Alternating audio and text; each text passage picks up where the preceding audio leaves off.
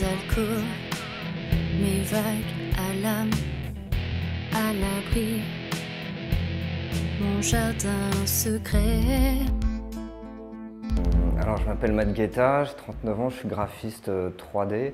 Ça fait quasiment une vingtaine d'années, je pense que je produis des films, des animations et des choses comme ça en 3D. Le principe en fait ça a été d'utiliser la 3D comme étant un médium noble et du coup d'essayer de ramener ça au milieu de l'art. Donc c'est vrai que ça a explosé un peu avec les NFT parce que ça a été le début de cette mode digitale, mais bon, ça fait des années en vrai que j'essaie de travailler dans cette optique et que j'essaie de réfléchir à des sujets d'art qui pourraient relier un peu le monde matériel et traditionnel de ce qu'on connaît de l'art, donc la sculpture, la peinture, des choses comme ça, et le monde du digital.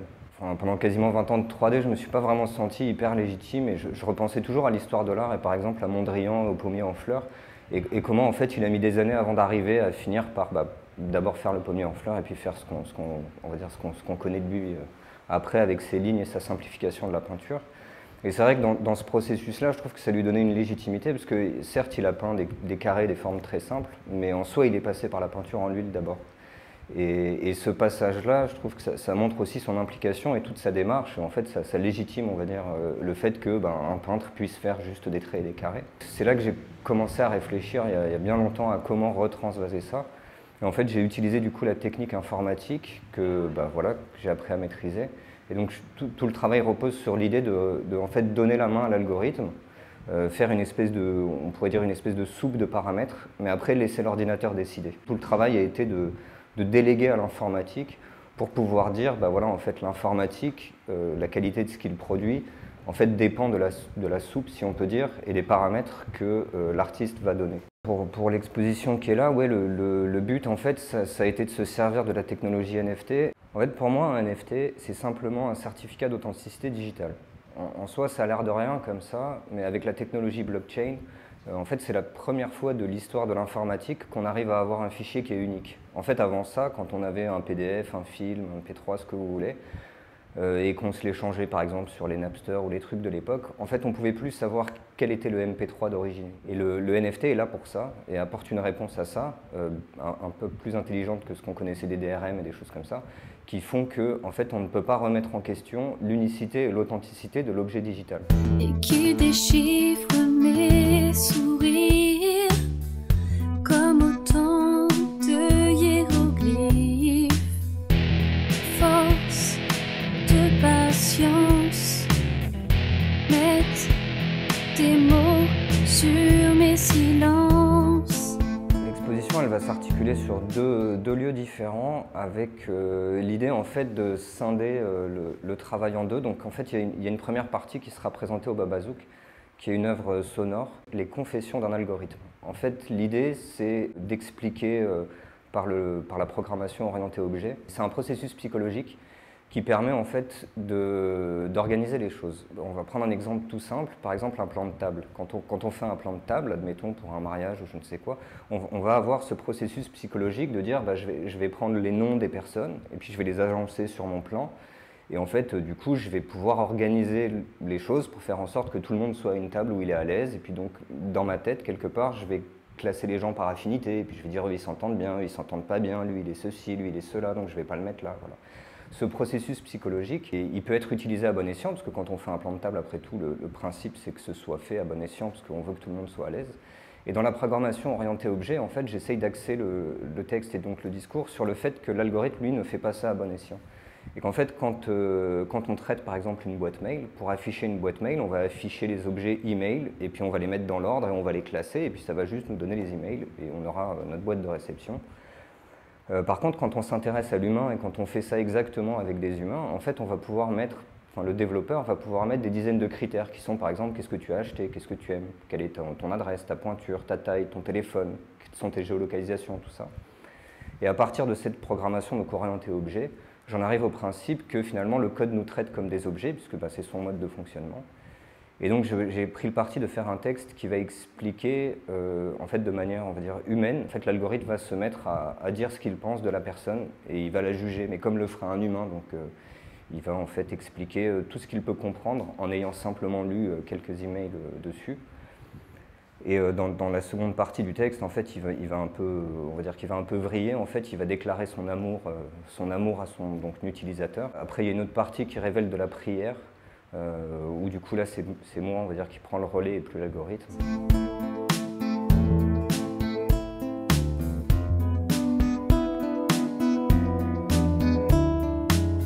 Un peu légère sous mon pull au vert, sensible au courant d'air.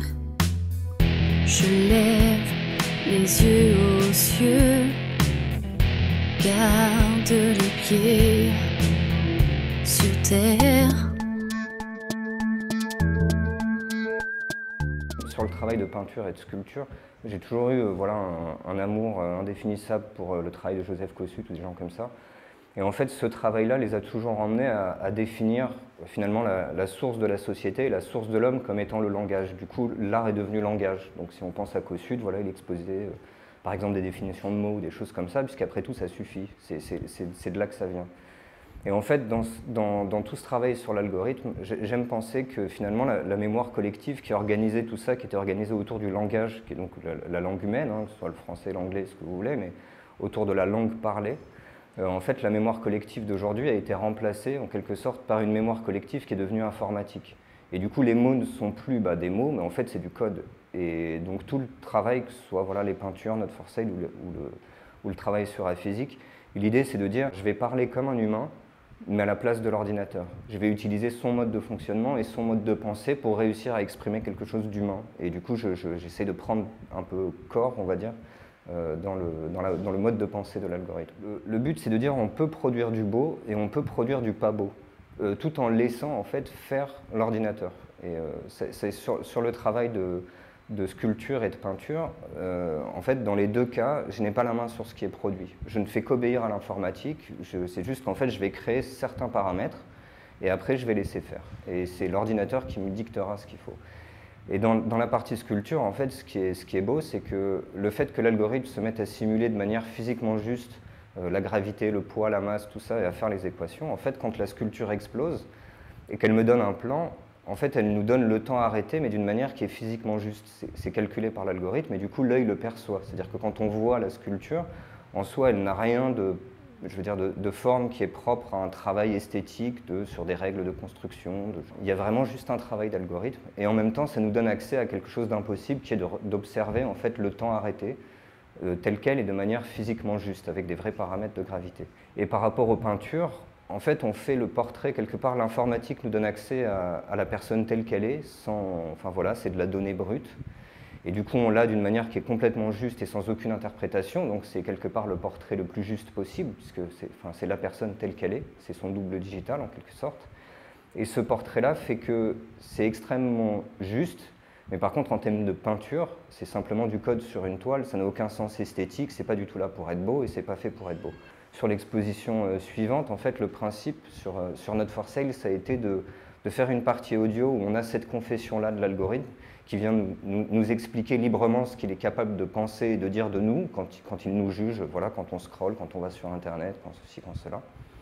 Et en fait, à partir de ça, je me suis mis du coup dans la peau de l'algorithme et je me suis dit, mais finalement, qu'est-ce qu'il serait capable de produire? L'algorithme s'est mis à produire deux choses. La première, en fait, c'est une boutique en ligne où on va vendre des humains, parce qu'après tout, on est à vendre nous-mêmes sur Internet. Voilà, c'est une boutique où vous pouvez choisir la couleur de peau, la couleur des yeux, l'âge, enfin voilà, vous pouvez tout choisir et acheter un humain. Et la deuxième partie, en fait, de la production, ce sera de produire en fait des produits dérivés qui, eux, sont rattachés à la déclaration d'amour en fait, que fait l'algorithme à son utilisateur. Et donc c'est pour ça qu'on a tout un merchandising qui va s'axer sur vous êtes beau comme un GIF, vous êtes important comme un PDF, fier comme un JPEG, pour que justement on ait aussi cette partie, je trouve, assez finalement vénale en fait, où en fait on est là que pour exploiter l'autre et le but c'est juste de vendre quelque chose, donc voilà.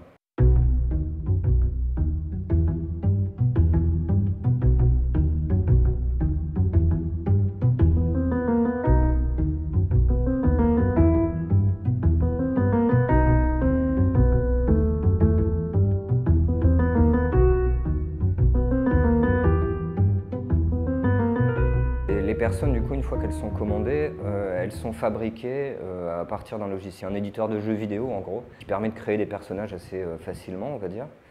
Et une fois que c'est fait, après, nous, on les récupère dans un logiciel qui est un moteur de jeu. Et du coup, à partir de ça, on va faire un éclairage, on va animer la personne pour lui donner vie. Si c'est un portrait statique, on va pouvoir donner une certaine expression, faire ceci. Et ça respecte en fait le principe d'animation 3D, c'est-à-dire qu'on a un rig facial. Donc vous avez des contrôleurs qui vous permettent de tirer la bouche, tirer un œil, faire cligner des yeux, bouger, ouvrir la bouche, enfin voilà, tout ça. Le but, c'est pas tant que ce soit très réaliste, même si ça l'est un peu. Mais le but, c'est qu'on ait une espèce de crédibilité émotionnelle et que quand on regarde cette personne dans les yeux, on ait vraiment un sentiment d'humanité et pas juste, voilà, c'est des pixels. Et pourtant, ce ne sont que des pixels. Vous allez commander un humain sur Internet, vous attendez le temps qu'on le fasse, alors j'en sais rien, 1 ou 2 semaines. Et en fait, vous recevez donc sous forme de NFT, donc vous pouvez avoir un cadre physique comme ce qu'on a derrière, ou vous pouvez avoir un NFT sur votre ordinateur ou sur votre wallet. Et l'idée, c'est qu'en fait, vous ayez cette personne qui soit chez vous et qui soit en train d'observer la pièce dans laquelle vous vivez et qui vous regarde. Et voilà, en fait, c'est un tableau vivant, si on peut dire. Et du coup, voilà, le principe, c'est vraiment vous commandez votre humain, vous l'avez chez vous, vous l'affichez sur votre mur et il vous regarde. Le reste des œuvres, ça va s'axer sur la vente de produits dérivés. Ça reste dans cette logique de finalement l'algorithme ne nous juge que par nos comportements d'achat quand on est sur Internet et du coup en fait il est là pour nous vendre des choses et donc il nous vend des choses et donc en fait il y a toute une collection de t-shirts qui sera vendue. Quand on voit des œuvres de certains artistes, il y a 2 manières de rentrer dans la collection. En fait, soit vous avez les moyens et vous achetez la grosse œuvre, et voilà, qui est l'original. Soit vous n'avez pas les moyens et vous achetez une lithographie, une carte postale, un objet dérivé, je sais pas moi, un stylo, quelque chose, enfin tout ce qu'on trouve dans les boutiques des musées. Ça me donne le sentiment qu'en fait le marketing va prendre l'argent là où il est et en fait si vous n'avez pas les moyens, vous inquiétez pas, on a une solution, on va vous faire un mug et puis vous verrez, il sera signé et ce sera super. En fait sur la logique des t-shirts, l'idée ça a été de dire, en fait on va utiliser exactement le même mécanisme à une distinction près. C'est que pour faire en sorte que du coup ça devienne un produit qui reste unique pour l'utilisateur, en fait sur le devant par exemple vous avez écrit beau comme un gif et en fait dans le dos vous avez un code barre avec écrit ne peut être vendu séparément. Parce qu'en fait du coup c'est la personne elle-même en fait qui devient le produit en portant ce t-shirt. Donc en fait c'est de l'humain qu'il s'agit et c'est pas vraiment du produit marketing. Dans l'histoire de l'art quand on regarde effectivement le pop art a sublimé la société de consommation, nous a montré tel que nous sommes. Je pense même par exemple au portrait d'Armand quand il récupérait des poubelles et que voilà, il faisait les poubelles de Warhol ou ce genre de choses en compressant tout ça. Je trouve que dans ce travail en fait on avait une espèce de définition de l'humain. Genre l'humain d'aujourd'hui, voilà, c'est ça, c'est la société de consommation en fait. Aujourd'hui tu es tes poubelles. Et c'est un peu ça que nous racontent ces sculptures. Et je trouve qu'aujourd'hui en fait si on devait résumer l'humain, l'humain d'aujourd'hui en fait c'est du code. Sa mémoire collective est devenue organisée par le code.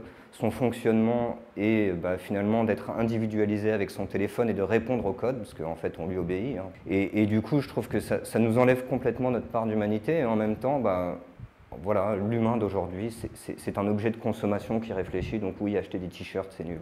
En fait, j'avais mis sur le site, c'est écrit comme ça d'ailleurs, c'est écrit rendez-vous inutile, acheter des t-shirts.